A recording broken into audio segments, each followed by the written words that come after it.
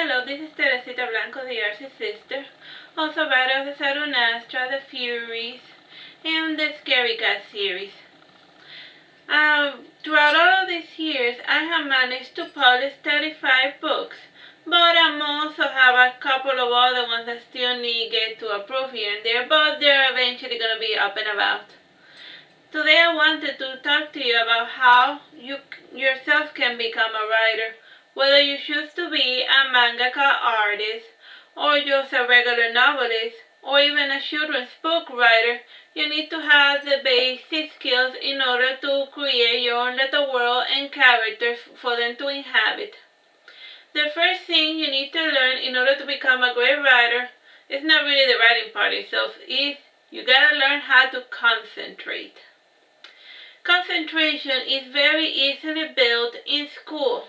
While the teacher's jabbering on about math and completely unrelated things that have nothing to do with your overall goal, you can be focusing on things that you actually enjoy doing with your time.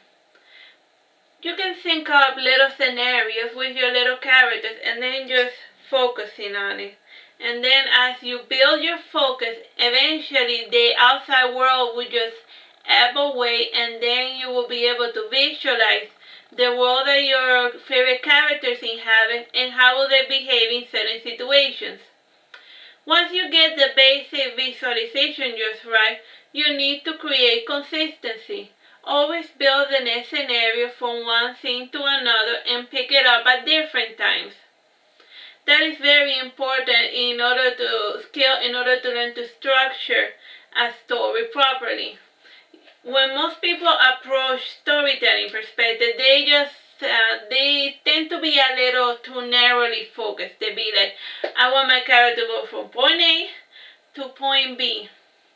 But then if you just narrowly focus, you will lose the chance in order to add some little creativity and originality. In order for your book to be unique and interesting, or your manga, you gotta give yourself the freedom to go on little tangents, because life is not about completing goals. Well, most people will think that it's just about to be goal-oriented, but I really don't think that life should be about goals. Life is more like the little episodes. People focus too much on living in the past or focusing on the future. And if you just to focus on the past and the future, you forget about the present, and humans can only live in the now. Whether you like it or not, that's just the way it is. You live from breath to breath. So then, your story has to reflect that reality. Even if it's like in a fantasy world or whatever. If you remember that that's really how reality is, whether we want to live for our goals or we want to live in the past, in life you can only exist in the moment.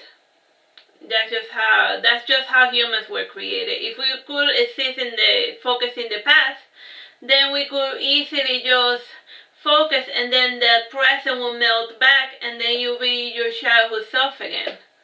But so then, moving along. Okay, once you got your focus right down perfectly, you gotta learn, very important, to remove all attachments from the fruit of your action. This is a Hinduism type of Dharma philosophy. Where you just do your duty and you don't worry whether it's gonna get any results. Because if you focus on, if I do this writing and then I don't get any money, you're gonna get depressed, and then you're never gonna write ever again. And if you want to be a writer, you have to accept the possibility that you are not going to make absolutely no money whatsoever. Because if you become money oriented with your writing, you're going to get writer's block, and then you're not going to write anything, and then something that you used to enjoy, you're going to instantly hate it. I went a little bit around that when I published my first couple of books. Since they were just making pennies here once a year or something, it got very discouraging. But then I remember that little something I learned in Hinduism class at university, that not to get attached to the fruit of my labors. And then I was able to go back to writing and actually enjoy it. It is the act or soul of writing that makes a person a writer, not whether you're successful or not at writing. See, that's why I call my video How to Be a Writer, not How to Be a Successful Writer. Success is relative. There are many people that have made tons of money with their writing, but they hate it. And many times they just don't want to pick up a pen ever again or type anything. And also, many a times there's been a lot of writers that people are saying, well, they're the best writer ever. But then once you research the life of that person, you realize that that person didn't make any money throughout his lifetime, and it was only after there were many years in the dust that their writing was actually appreciated. Those people that were ahead of the times. A big good example of that is the poor H.P. Lovecraft. He was he lived poor, died poor, but his writing are right now in a pedestal to be oh my God, how can the people in the forest not realize that this guy was super awesome? And then there's writers that are the worst writers there ever was, that are just whatever, and yet they seem to make a lot of money in their writing in the modern times, but then years later happen, and then nobody remembers their writing anymore. That's why you shouldn't be focused on success. Success is based on many factors of the world. And sometimes you cannot predict those factors. Sometimes it's a matter of luck.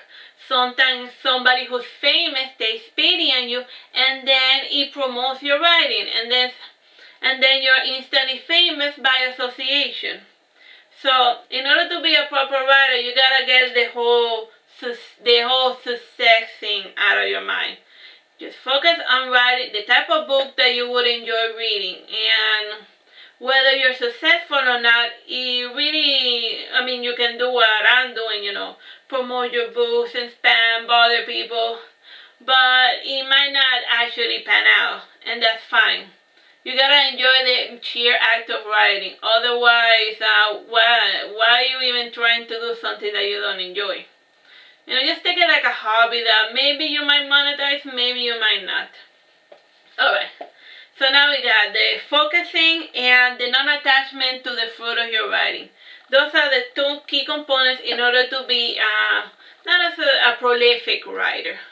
It's very easy. I have a bunch of ideas already in the back catalog that I gotta get to when I get to, but the point is that I haven't gotten to a point where, I don't know what I'm going to write next or what manga I'm going to draw next, I have a lot of ideas because I gave myself time in order to think and imagine. You must always give time for your mental health in order to be able to imagine yourself a completely different world that's not like this one.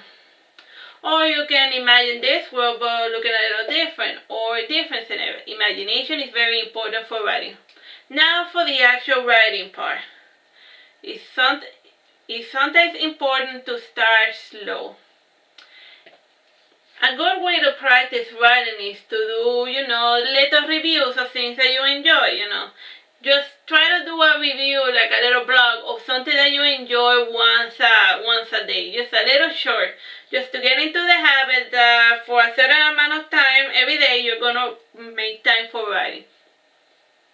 Practicing writing is very important, and you must always keep at it. Even if you have no big story idea coming up, just write a little something. Another important part of learning to write is learning how to read. You find the books of your favorite writer, and then you see what it is that you like about them. Whether they go on long description rants like Tolstoy, or whether you like how the writing is crisp and concise like the words of Stefan Zweig. I like that writer a lot. He would first write a very fat, heavy type of book, and then he would start removing all of the unnecessary elements, and then a book that was 300 to 400 pages long ends up being an 80-page novella. Sometimes when you're writing, you gotta learn how to trim the fat. But you also gotta learn how to revel in the small details. A lot of new writers made the error of going the Anton Chekhov way. Anton Chekhov was boring while he was alive, and he was boring now, and he was just a very boring writer. Like, here's how Anton Chekhov works. You see this little feather. You can't just say there was a random feather. It has to play a role in later part in the story. You know, like the little feather of Forrest Gump. It showed up at the beginning, and it did something at the end because it represented that Jenny's spirit had finally become a little bird, and it was free to roam as she desires. Yeah, that was kind of like in boring storytelling, but sometimes, people enjoy, the little details, things that look cute. Don't be afraid to put unnecessary details and characters and little scenes because so that they enrich the overall narrative of the story. Well, that's at least my little opinion. So, part of my early ways of starting to write, I first started mainly with the poems. I eventually got a little more advanced with my poetry, and then once I had good practice writing short stuff, like poems, I then moved on to short story. Since my early short stories, I didn't have a lot of concrete ideas, so then instead of going crazy about, what am I going to write this short story about, I wrote it about the dreams I had last night, Some of them tended to have enough content for an overall plot, so then I just wrote a little dream. It was fun. Those my little dream stories were my early short story collections. And then some dreams eventually were long enough to warrant a whole book. I still haven't gotten around to writing the novels that are based on longer dreams. Sometimes your brain does all of the work for you, and that's fun. They say that the brain is always sometimes working in the background trying to figure out future problems, to solve your little problems and whatnot. So don't be afraid to, actually go to sleep and have a little dream or two. It's also very important as a writer to find a place where you can be, where everything can be absolutely quiet. A lot of writers have gotten into the habit of listening to music when they write. I frankly find listening to music when I write a little distracting. I don't know, I just can't listen to the sound or see the stuff that I'm trying to focus on in my brain. The outside noises tend to pollute the writing, so I personally would avoid noise as much as possible with the writing. But if you really need music in order to focus, that's just more of a personal thing. So if you need music to drown out the noise of the everyday life, then, well, what can you do? You gotta find the things that work for you. A lot of early writers, they get a little too narrowly focused on fancy writing or Shakespearean writing. I find that instead you should look for a style that actually works for you, to put the content of the book over how fancy the writing works. Like, people just don't get too gimmicky. That's just a Bram Stoker thing. Even if your sentences are like the sentences of a 5th grader and a 4th grader, if you manage to create a world that people like and enjoy, and characters with proper motivations and things that people actually enjoy, people are going to look past the fact that your writing tends to be a little simple. More expansive writing and more complicated writing is something that you can only build throughout experience. Eventually you're going to find your writer's voice or whatever, or the type of writing that you want to go for. As for me, I tend to, a good portion of my regular novels just end up being a little bit of horror. Well, my manga works are more, comedy based, just fun and campy.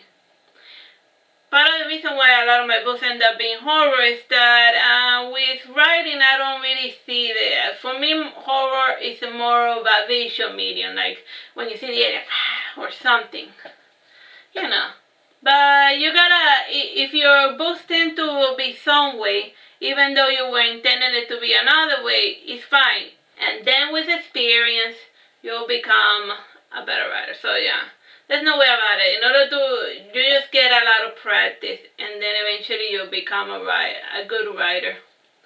Well, I hope you find this little how to write video I'm using. Bye bye and God bless.